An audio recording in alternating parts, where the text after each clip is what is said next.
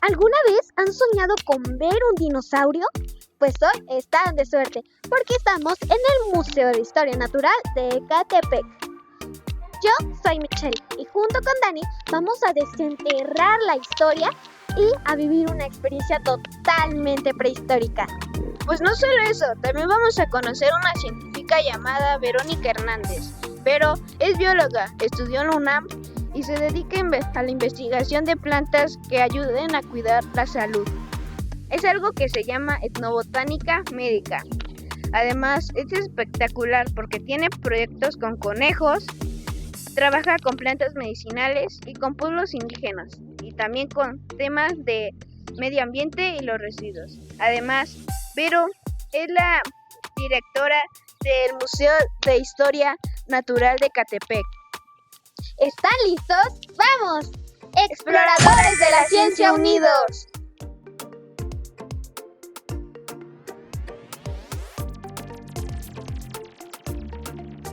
Ya estamos con Vero, que es la directora de este museo y va a ser nuestra guía por el día de hoy. En este momento vamos a entrar a la sala de los dinosaurios, así que Vero, cuéntanos.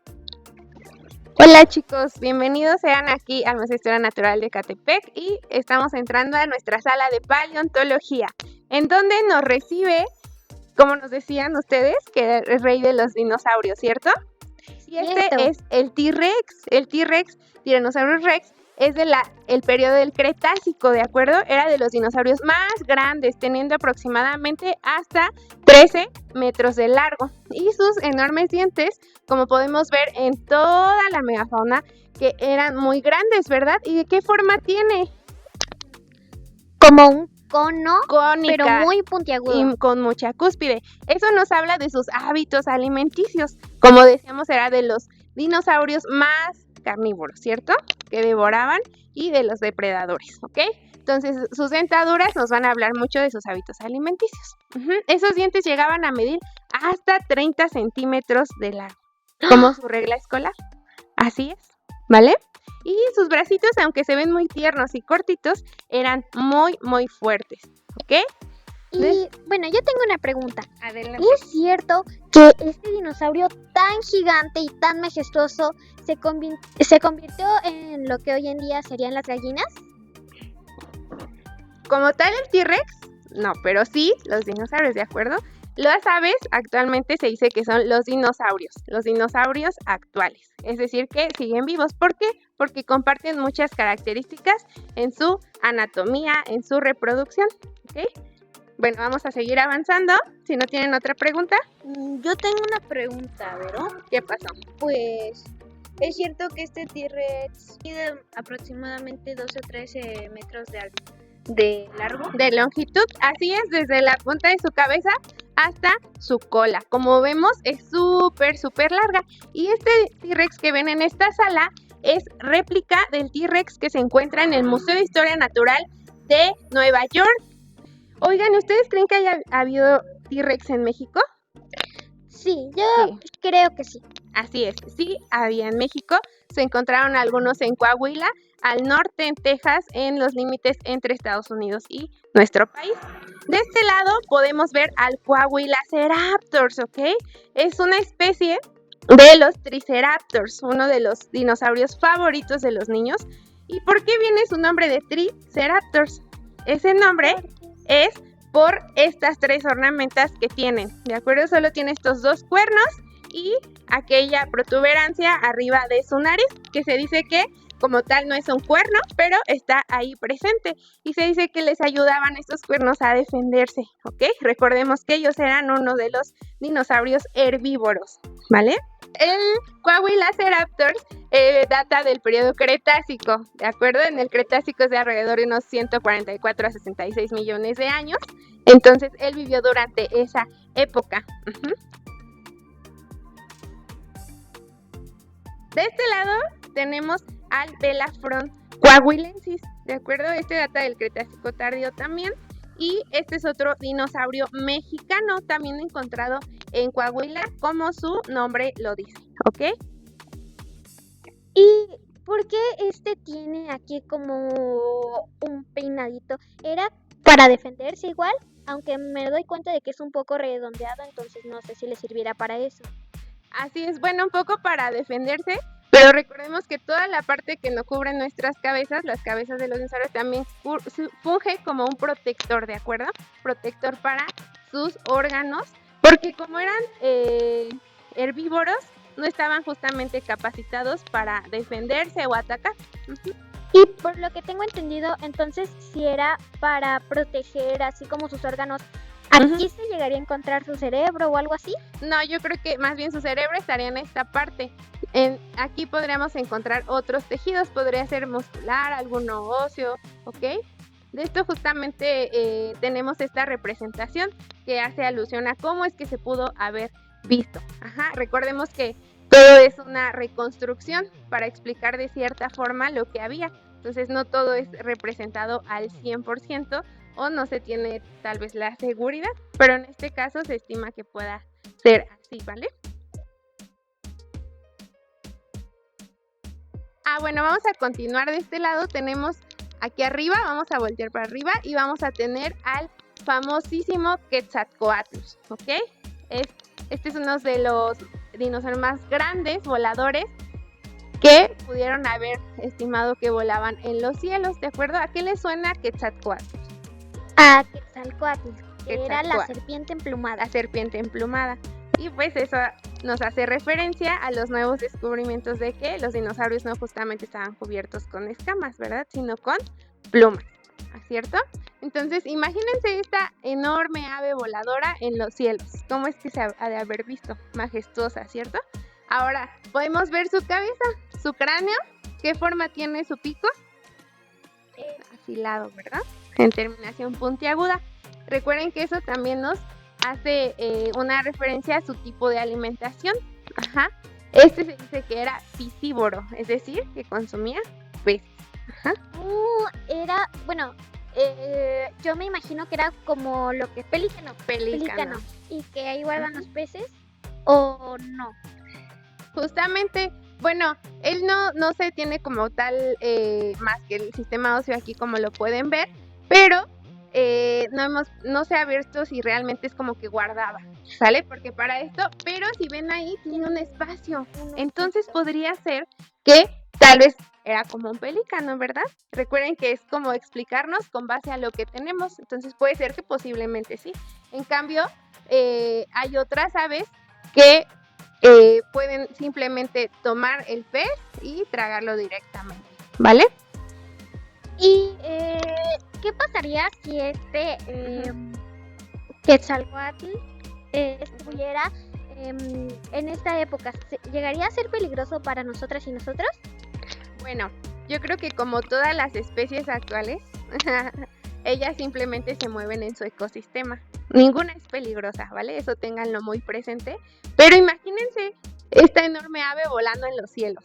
Sí habría que tener más consideración, por ejemplo, en los mares, ¿no? Con los barcos, con los aviones, con toda la actividad humana. Y habría que tener precaución simplemente con eso. Pero actualmente sería muy majestuoso ver esta ave volando en los cielos, ¿no? Pero sería un poco complicado. ¿En qué animal se convertiría, por ejemplo? ¿En qué animal se convertiría? ¿Estamos hablando de evolución? ¿Sí? Todas las aves actualmente son las más parecidas. Ahora hay que ver qué tipo de aves tenemos, ¿vale? Como decía aquí Mitch, que podría ser más o menos como un pelícano, ¿verdad? O como una cigüeña.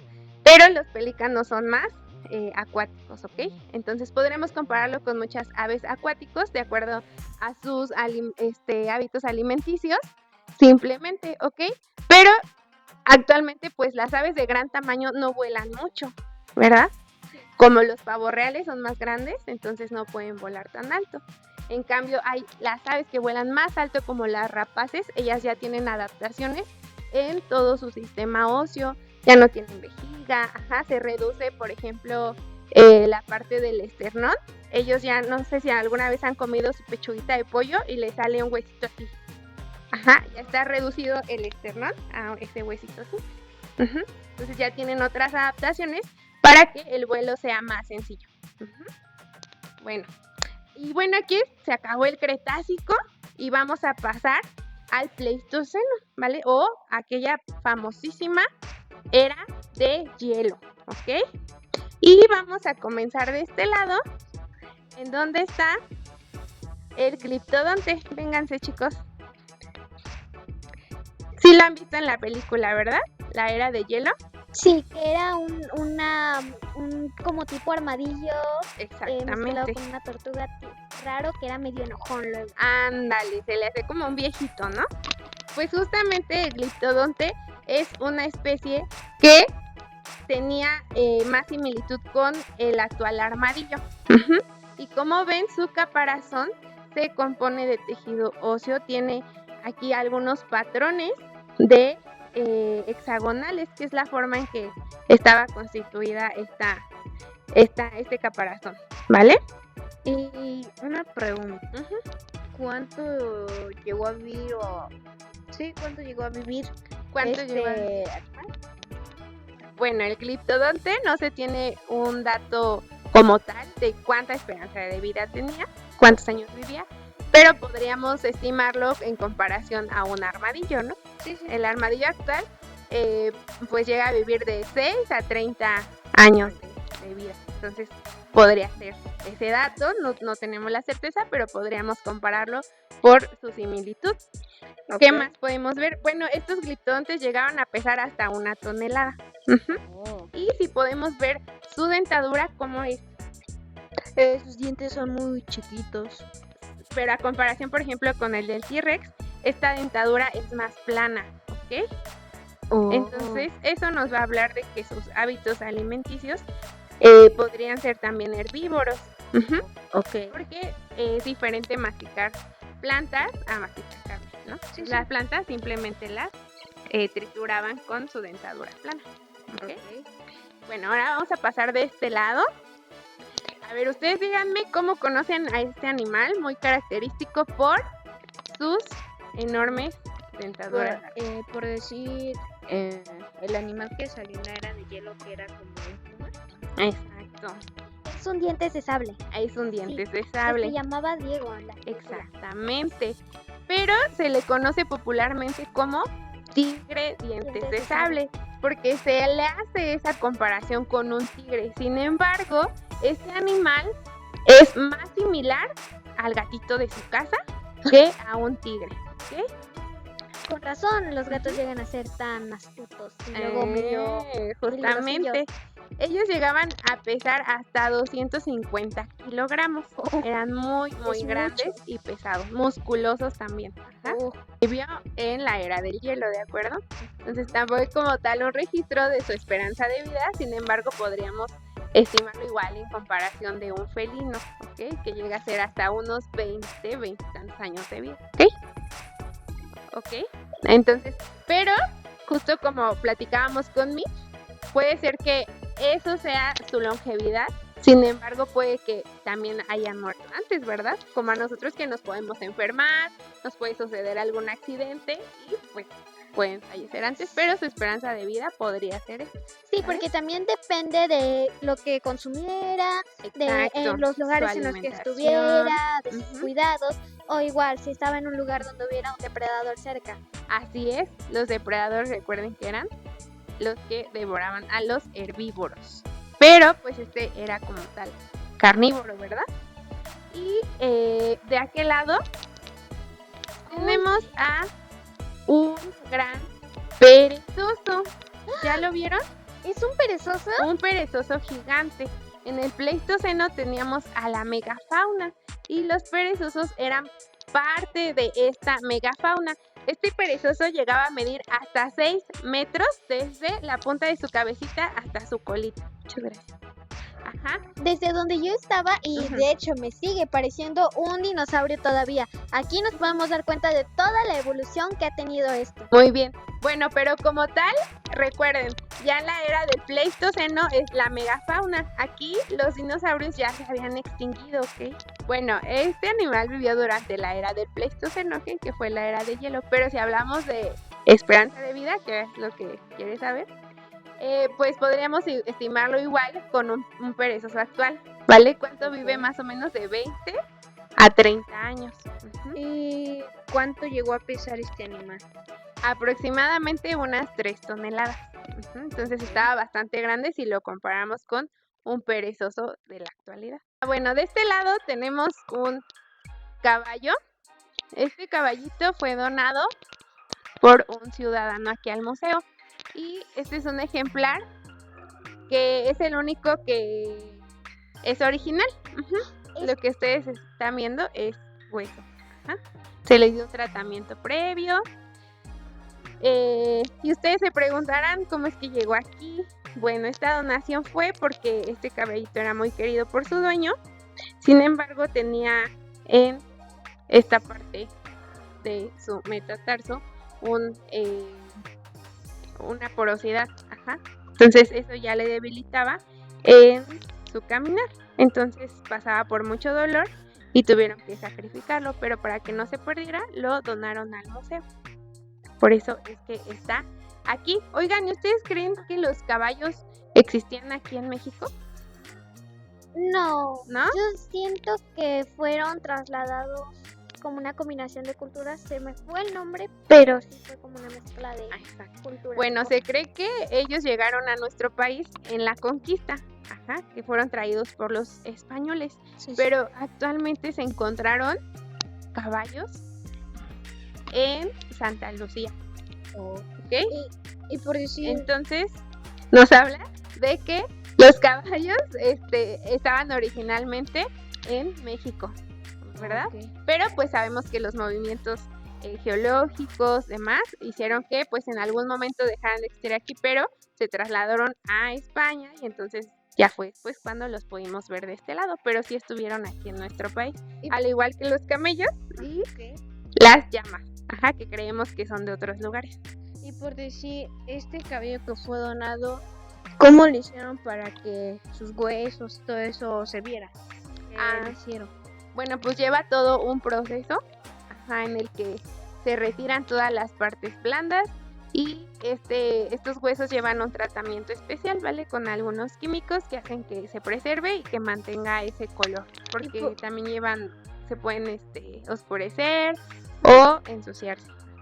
Bueno, de este lado tenemos un diorama en donde vemos el proceso de evolución de una forma gráfica, o sea, lo podemos ver mediante estos pequeños ejemplares de humanos. Entonces, como vemos, ahí está como tal un mono, un homínido que está en 4 patitas y va evolucionando hasta estar un ser humano erguido, ¿ok? Y aquí ya nos vamos viendo, vamos recorriendo y vamos a ver cómo es que se llegó a el conocimiento del fuego. Ahí está la casa, la siembra de este lado. Pero chicos, vean muy bien y díganme cuál es el género de los individuos que están aquí en este diorama. ¿De un hombre y una mujer? A ver, vean cuáles predominan más. Bueno, yo me doy cuenta de que los principales son de género femenino y si no me equivoco, nada más son 2 del género masculino. Muy bien. Bueno, eso no es una casualidad. ¿Por qué? Porque siempre se dice, ustedes cómo lo han leído, la evolución del hombre, ¿verdad? Y sería del humano. Entonces no se menciona a la mujer. Y actualmente sabemos que las mujeres también incursionamos en muchas áreas de la ciencia, ¿cierto? Sí. Entonces de este lado podemos ver que quien porta el fuego es una mujer.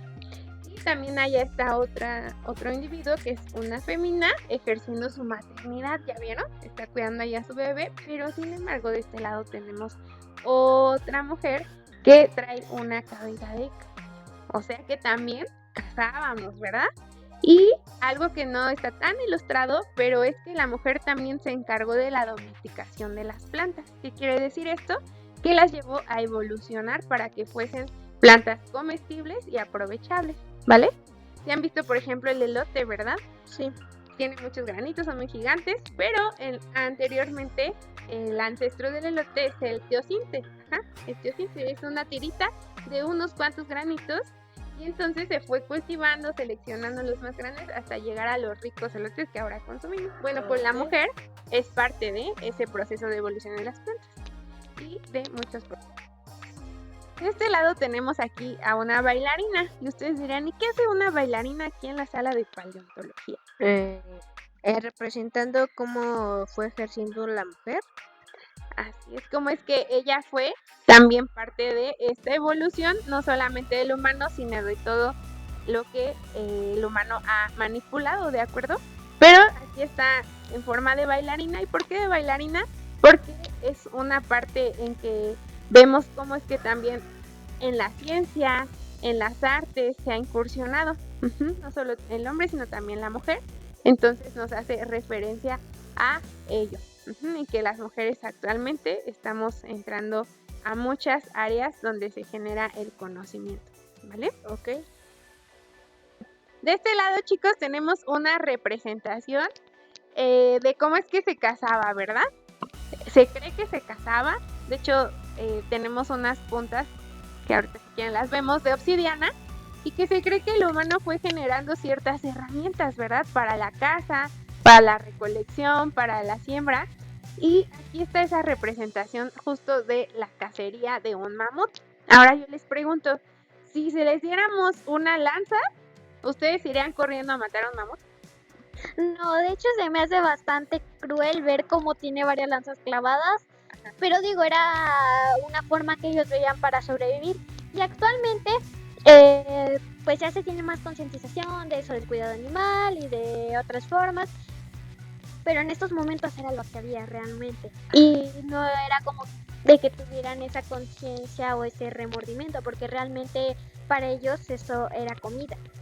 Bueno, pues creo que sigue siendo nuestra alimentación basada en la carne, ¿verdad? De ciertas especies.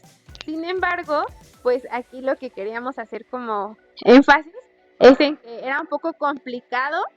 Imagínense a un ser humano pequeñito cazando a un mamut. Aún así fuéramos todos nosotros aquí a cazar un mamut, sería un poco complicado.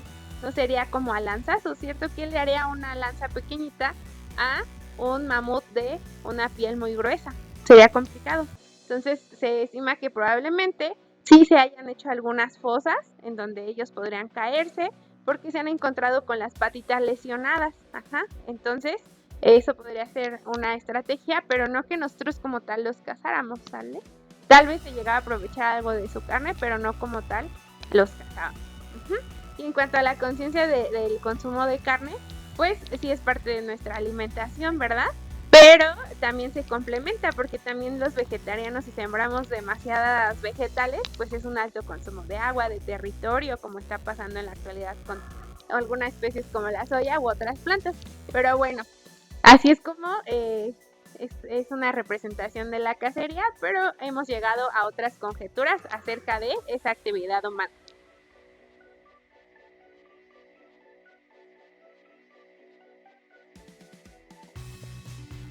Y bueno, aquí estamos en una actividad especial que la bióloga Vero nos va a presentar. ¿Qué es?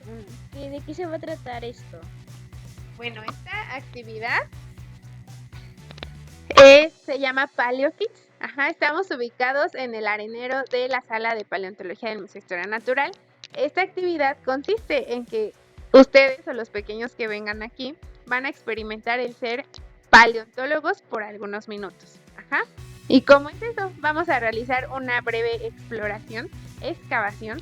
Y como ven, aquí se hace como una simulación a un yacimiento en donde está incluso dividido por cuadrantes, ¿verdad? Que es como un paleontólogo hace una excavación, una exploración. Y lo que se hace es buscar restos fósiles. ¿Cómo es que hacen para identificar un fósil de una simple piedra? Bueno, hay diferentes formas, ¿vale? Entonces, inicialmente hay que ver el terreno, ¿ok? Hay que ver el tipo de suelo. En este caso, pues tenemos arena, ¿verdad? Y pues justo donde los restos se fosilizan son partes barrosas, son partes que algún día fueron acuáticas, marinas, y esa es una principal característica. Pero para encontrar un fósil en una roca, generalmente son rocas sedimentarias. Estas rocas se van formando, justo como su nombre lo dice, por la acumulación de sedimentos que se van aglomerando, y cuando se aglomeran van guardando el resto fósil dentro de esta roca, ¿vale? Sí, justo, porque yo veía así los fósiles y decía, ¿cómo es que hacen para no confundirse y agarrar una piedra y decir, eso es un fósil, ¿no? Muchas gracias. No, ¿de qué? Bueno, entonces vamos a entrar a la actividad. ¿Y qué creen? Que nos vamos a sacar los zapatitos. Ok, ¿Sí quieren? Sí. ¿No hay problema? no hay problema. Entonces nos sentamos de este lado, chicos. Nos sacamos zapatitos. Y pues bueno, como le decíamos, ¿verdad? Hay distintos tipos de fósiles, ¿ok? Podemos encontrar huesos, podemos encontrar incluso piel, se ha quedado piel fosilizada, huevos, nidos, excretas incluso. Y hay otra forma que también son los encapsulados, que serían el ámbar. ¿Se han visto el ámbar?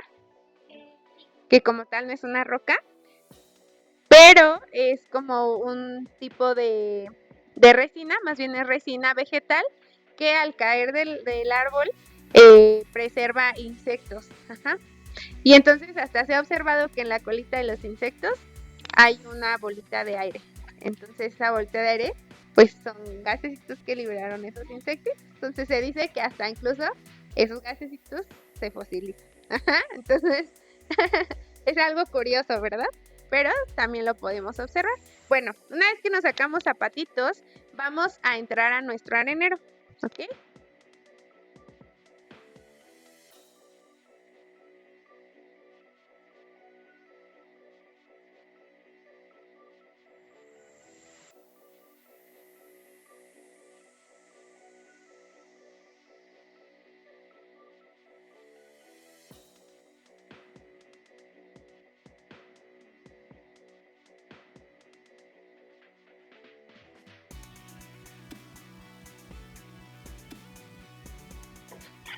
Bueno, chicos, ya terminamos la excavación y cuéntenme qué les pareció, qué fue lo que encontraron. Bueno, para mí me gustó mucho, pude excavar, encontrar fósiles y pues sí tardó mucho. ¿Tardaste mucho? Sí. A mí me encantó todo esto de la excavación.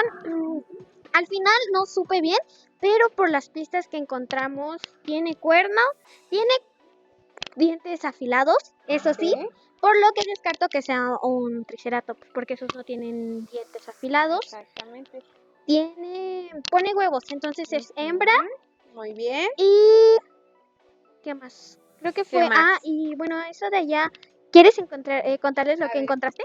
¿Qué encontraste? Bueno, yo encontré manos, 2 manos, una figura tipo T, no sé qué sea, la mitad de los dientes y unos cuernos. Bueno, tú encontraste un cráneo, ¿verdad? Habíamos dicho, en donde vimos su dentadura que era de forma cónica, ¿verdad? Sí. Picuditos, característicos de los carnívoros, ¿ok? Y en el cráneo vimos un cuerno, y tu cráneo decíamos que era la mitad de lo que es el cráneo completo. Entonces decíamos que este dinosaurio tiene 2 cuernos, ¿verdad? Entonces ya supimos que es carnívoro, que es hembra, ¿verdad? Porque encontraste un huevo en las caderas. Pero la característica también que nos va a empujar a la especie que es, son los 2 cuernos y las patitas delanteras, que ¿cómo las ven a comparación del resto del esqueleto? Chiquitas. Son muy chiquitas, ¿verdad? A ver, ¿cuál creen? A ver, ustedes digan especies, no importa si nos equivocamos. Un tiranosaurio rex. No, pero no tenía cuernos. Sí, es muy grande. Este es más pequeño. A ver, piénsenle. Igual era otro carnívoro, pero acuérdense que cuando estábamos en la guía, el T-Rex dijimos que sus patitas delanteras eran cortitas, pero tenían fuerza, ¿verdad? Sí, les utilizaban. En cambio, dijimos que no utilizaban tanto sus patitas delanteras, en cambio eran muy cortitas. Eran muy, muy pequeñitas. ¿No? ¿Quieren saber cuál es? Sí. Bueno. Su nombre hace alusión a un toro, inicialmente a que es carnívoro y a un toro por tener 2 cuernos. ¿Sí? Es el Carnotaurus. ¿Carnotaurus? Otro carnívoro del Cretácico, es el esqueleto que ustedes encontraron aquí, ¿verdad? Ahí vimos sus vértebras, sus costillas, las mandíbulas, sus manitas delanteras. Entonces era un carnotauro hembra, ¿no? Porque ponía Exactamente, porque traía un huevito en sus caderas, ¿cierto? Este grandote de acá, ¿qué creen que sea? Era una pierna. Justo, un fémur, un fémur, el más grande, exactamente, los 2 fémurs. Las costillas, ¿verdad? Que acá las encontramos. Y pues encontraron todo el esqueleto completo, ¿vale? Felicidades, chicos, ¿les gustó la actividad? Mucho.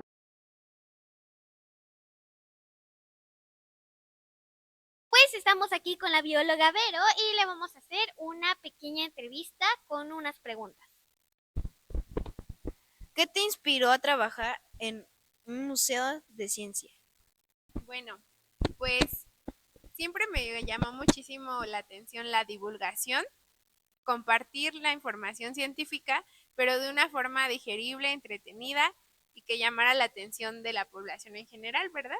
Entonces, ¿qué mejor que un museo para compartir este conocimiento y inspirar a los chicos desde tempranas edades y motivar a toda la gente en general a buscar más de ciencia, ¿verdad? No hablando solo de una forma institucional, sino en la vida cotidiana. Entonces, este museo pues me abrió las puertas para poder hacer realidad ese sueño. ¿Y qué es lo más divertido de trabajar en este museo? Bueno, lo más divertido es que puedes innovar con ciertos talleres, que puedes compartir la información de una forma divertida. Y que sobre todo puedas tener ese contacto como en este momento con ustedes, ¿vale? Y que ustedes nos compartan qué es lo que han vivido. Y que vengan y que digan, hoy aprendí algo nuevo, ¿sale? Entonces cada vez que una persona dice, me llevo este conocimiento o me llevo una experiencia, porque al entrar a un museo pensamos que es algo aburrido o que solo es por entrada y salida o porque nos lo pidieron en la escuela, pero el estar aquí en este museo podemos compartir con la gente, escucharles y ese contacto con ustedes como visitantes y que disfruten de este espacio y que sea parte de su vida es algo que a mí me divierte y me llena mucho en este trabajo. ¿Cómo empezó tu camino en la divulgación científica? Muchas gracias. Bueno, pues yo estudié biología en la Facultad de Estudios Superiores Iztacala de la UNAM y pues ahí la divulgación científica comenzó, la verdad, al inicio con un poco de molestia, porque a mí no me gustaba convivir con la gente, ¿ustedes creen? A mí la gente me caía gorda porque mataba a los animales, destruía el medio ambiente, ¿verdad? Entonces, para mí los humanos era como el mal, ¿verdad? Que ahí ponía el tropiezo en nuestro medio ambiente. Sin embargo, después me di cuenta con las actividades que mis maestros me ponían a hacer, me enviaban a entrevistar a la gente, a compartir mi investigación sobre plantas medicinales y entonces tenía que compartirlo con la gente. Y ahí es donde me di cuenta que me gustaba conversar con ellos, que me gustaba compartir toda esta información. Y entonces ahí comenzó mi camino, con ciertas prácticas profesionales, en el herbario de la FES Iztacala, ahí dábamos guías a los niños que iban de las escuelas. Y entonces ahí comenzó todo y me empezó a apasionar la divulgación científica. Qué padre, ¿no? Y qué gracioso, ¿no? Que a ti a veces, pues no te gustaba convivir con las personas, pero con nosotros eres súper chida, o sea, caes súper bien. Y bueno, creo que es parte importante de este trabajo, ¿no? Junto con varias otras cosas. Y esas cosas también conllevan retos. Pero, ¿cuáles son los que tú has enfrentado en todo tu camino? Bueno, inicialmente el primer reto creo que es con uno mismo, porque vemos como nuestras limitaciones, qué es lo que nos impide llegar a nuestro sueño. Y esas limitaciones pueden ser tal vez en nuestra personalidad, Entonces mi personalidad era introvertida y yo decía, no, es que no me gusta hablar con la gente. Esa era la primera. Después era pensar que yo vivía muy lejos de la ciudad, en donde todo se concentra en la Ciudad de México, ¿verdad? Entonces yo decía, no, tengo que moverme hasta allá. Y miren, actualmente estamos aquí. ¿Qué más? Por ejemplo, la economía también puede ser una limitante, ¿vale? Pero sí se puede hacer ciencia en donde ustedes vivan, en el municipio donde sea que estén, y sí pueden salir adelante y pueden lograr sus sueños. Entonces, la primera limitante es con uno mismo y pues superar cada una de esos obstáculos. ¿Qué más? Otras limitantes también ha sido pues que piensan que al ser mujer o al ser jóvenes no tenemos la oportunidad de incursionar en ciertas áreas, ¿vale? Esas han sido algunas de las limitantes, pero recuerden chicos, no hay límites para lograr nuestros sueños y también los felicito porque ustedes están aquí siendo jóvenes y veo que tienen muchísima sabiduría y conocimiento, chicos. Felicidades. ¿Por qué te gustó ser bióloga? Ay, qué bonita pregunta. Bueno, la verdad es que yo quería hacer muchas cosas y estaba entre ser enfermera, entre ser veterinaria, pero me gustó ser bióloga inicialmente porque tuve mucho contacto con la naturaleza, ¿vale? Mis papás son de provincia, son de un pueblito en el estado de Puebla, entonces a mí me gustaba ir al cerro, me quedaba ahí horas viendo el atardecer, viendo los insectos. Yo no sabía qué eran, ¿verdad? Pero hubo ahí la influencia de un canal de televisión que probablemente hayan escuchado. Eh, ese canal influyó mucho en mí, ¿vale? Y los documentales, entonces me fue llamando mucho la atención el aspecto de la naturaleza. Ajá, y entonces ya de ahí me fui hacia las plantas, porque mis abuelitas compartían mucho conmigo acerca de plantas medicinales. Pero realmente la biología abarca muchas, muchas áreas que nos enriquecen. Entonces, por ejemplo, aquí tuvimos que ver paleontología, ¿verdad? Que no era un fuerte mío, pero tuve que entrarle al estar aquí en el museo. Así es que chicos, igual no cierren como esas áreas a las que se quieren dedicar, sino más bien aprendan de todo. Y aquí en el museo, ¿cómo es que las y los trabajadores impulsan este gusto de la ciencia a las niñas, niños y adolescentes que lo vienen a visitar? Bueno, pues como lo decíamos, el conversar es algo muy importante, ¿verdad? Entonces, algo que nos gusta mucho hacer es que cuando vienen los pequeños al museo, les preguntamos si les gustó. Ujú. Y muchas veces dicen, sí, pero yo quiero ver esto. Ajá. Entonces, tratamos de implementar lo que ellos quieren hacer eh, con talleres, con proyecciones y en este caso también el recibir asociaciones o grupos científicos, como en este caso Pauta, que abren una brecha muy grande para que los niños puedan comenzar a crecer en esas habilidades científicas, ¿vale? Y pues justo es el acercamiento personal con nuestros visitantes. Es clave para levantar esta inspiración para conocer de ciencia. ¿Por qué es importante que niñas y niños sepan acerca de los fósiles de los dinosaurios? Bueno, yo creo que es muy importante porque nos hablan de la vida en el pasado para comprender más nuestro presente. Ujú. Entonces, ya no es tan sencillo ir aquí afuera y ver un gorrioncito. O sea, lo podemos ver y decir, ah, pues es un simple pajarito, ¿verdad? En cambio, ahora ustedes ya que conocen, o que conocemos mejor dicho, la paleontología y saber que los dinosaurios fueron los antecesores de las aves, pues podemos admirar más la naturaleza, ¿saben? Entonces, las especies del pasado nos ayudan a amar el presente, las especies del presente, admirarlas y comprender ese proceso de evolución que las llevaron a ser las especies que son ahora. Y se dice que no podemos cuidar lo que no conocemos. Entonces la paleontología pues nos ayuda a poder amar las especies del presente. ¿Vale? Y bueno, yo siempre me he preguntado, podemos ver los fósiles, podemos ver los esqueletos de las excavaciones de los dinosaurios que se llegan a encontrar, pero ¿cómo es que le hacen para imaginarse cómo es que habrían sido? Porque si bien podemos ver la estructura de, por ejemplo, un dinosaurio, la gente se lo imagina así, pero ¿qué tal que eran de otra forma? ¿Cómo le hacen? Es como de, ay, no sé, está raro.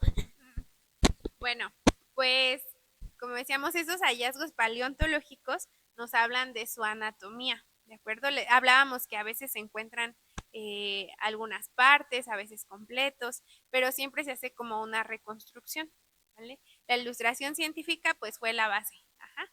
Pero ahora hay otros programas más sofisticados, algunos programas que pueden ayudar a hacer una reconstrucción en 3D con una simple piececita. Ajá. Y pues también ya hay otras técnicas de artes plásticas que nos pueden ayudar a reconstruir cómo es que fueron estos animales en el pasado. ¿Por qué te interesó ser directora del Museo de Ecatepec de Historia Natural? Pues bueno, fue una oportunidad que como muchas oportunidades me sorprendieron y pues obviamente tuve un poco de temor, ¿verdad? Porque a veces decimos, híjole, hay algunas limitantes, ¿verdad? Pero pues me aventé y como en esta vida pues nos arriesgamos y ganamos. Entonces en esta ocasión eh, pues me llamaba mucho la atención porque siempre me ha gustado como impulsar a la gente, ¿saben? Inspirarla. Y entonces pues estar aquí a cargo de esta coordinación pues me ayuda no solo a impulsar las actividades en el museo, sino también inspirar, por ejemplo, a los trabajadores, hacer amigos, ajá, conocer más gente y eso nos ayuda a extender nuestras redes y pues obviamente extender la ciencia, ¿verdad? Y a incursionar en otros proyectos. Bueno, eh, el arte casi siempre está vinculada con la ciencia. Y yo me pregunto, ¿aquí en el museo tuvieron uso de algún tipo de arte? Ay, qué bueno. Bien. Bueno, aquí en el museo, no sé si lo si vieron desde el lobby, es más, desde la entrada principal, hay un mural. En este museo se reconoce muchísimo el muralismo. Entonces, en la entrada hay un mural que se hizo aquí bajo mi coordinación con la ayuda del Instituto de Cultura, una artista que es mujer, que es bióloga y que es joven, se llama Beatriz Ganú. Ella nos pintó ese mural, que si lo ven es una niña y a un lado tiene, bueno, está leyendo un libro y de su cabecita sale una nube direccionada hacia un grupo de especies, ¿vale? Como el tlacuache, como las mariposas, ¿qué más hay ahí? Me parece que hay una iguana, un camaleón, hay varias especies que nos hacen alusión a la fauna que hay aquí en Ecatepec, pero el hecho de que salga de la cabecita de la niña quiere decir que desde niñas vamos forjando ese amor a la ciencia y reconocemos pues esa fauna, ¿va? Y luego más adelante tenemos en el lobby un mural muy bonito que se llama La Extinción, en donde podemos ver varias especies que algunas ya se extinguieron, otras están en peligro de desaparecer, en amenaza, y otra está en la sala de la vida. No sé si lo vieron, pero está un feto y tiene algunas texturas en relieve. Y este mural es para las personas con discapacidad visual.